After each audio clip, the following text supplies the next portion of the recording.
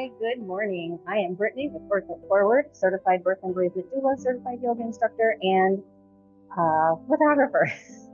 Sorry, kind of forgot the other things. Anyway, today we are going to do our Birth Tip Tuesday on how to know when you are in early labor. All right, so you are probably going to start feeling some sporadic contractions early in your 9th month of pregnancy. Some women feel those as though they are just like a little cramps. Sometimes they continue. Oftentimes, if you're in your 36 to 38 weeks, they're going to dissipate. And that's what we know as either Braxton Hicks or prodromal labor. Check out a video, maybe this one. Let's see if I get that right. Check out this video for more information on Braxton Hicks and prodromal labor. All right, so you're gonna see your whole abdomen tighten when you have a true contraction. You have a labor contraction. I'm not gonna say true contraction because they're all true contractions, but when you have a labor contraction, you are gonna see your entire abdomen just tighten up, tight. So your abdomen is going to lift and tighten and then drop again. They can feel really similar to just having indigestion, maybe some period cramps. They can feel like lower back pain, something kind of like if you're a person that works out and you lift heavy weights, it might feel like that lower back pain that you might get after lifting those heavy weights. These are just the early labor contractions that are very manageable. They may not stop you in your tracks necessarily, but sometimes you have to breathe through them. Most of the time, you're going to have no issues, even walking and talking through them. They're just kind of an annoyance, just like a period cramp sometimes for most women. So when you get ready to start labor, your whole abdomen, whole belly is going to, what looks like drops. So throughout the entirety of your pregnancy, you're probably going to have a higher belly.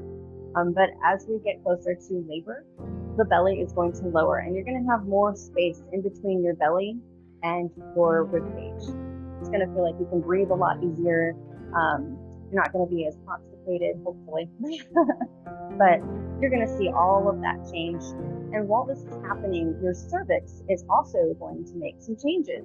You're going to notice in cervical checks that you might be dilating. Oftentimes, women dilate 1 to 2 centimeters during this early labor stage without even knowing it.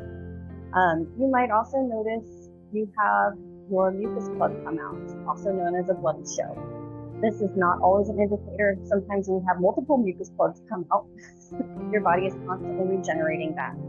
But it can indicate labor might be imminent as that mucus plug kind of comes out. So what's happening is as your cervix gets bigger, that mucus plug just kind of slips on out. Sometimes there's a little blood in there, nothing major. If you have a lot of blood, go talk to your doctor. But like I said, it regenerates and it can come back.